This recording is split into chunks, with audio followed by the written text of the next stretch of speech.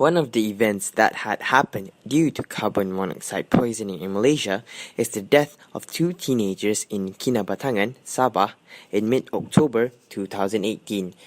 Both teenagers passed away in their sleep while sleeping in a parked car due to the excess carbon monoxide in their bodies after an autopsy report confirmed. Carbon monoxide, CO, is a poisonous, colorless, odorless, and tasteless gas. Although it has no detectable odor, CO is often mixed with other gases that do have an odor, so you can inhale carbon monoxide right along with gases that you can smell and not even know that CO is present. The most common sources of CO can be the incomplete combustion from vehicles and industrial activities. CO affects healthy and unhealthy people. Breathing CO will cause headache, dizziness, vomiting, nausea, shortness of breath, confusion, and blurred vision. Low amount of CO can permanently harm heart and brain, whereas high amount of CO may cause unconsciousness and the person may die. For pregnant women, CO harm the unborn child.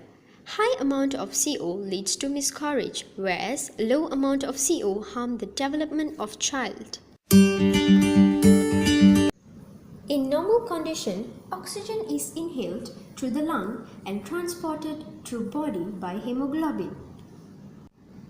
Oxygen binds to hemoglobin to form oxyhemoglobin. Oxyhemoglobin releases oxygen when blood reaches the tissue. When CO is inhaled, it could disrupt the process by reducing the amount of oxygen carried by hemoglobin. CO binds to hemoglobin to form carboxyl hemoglobin.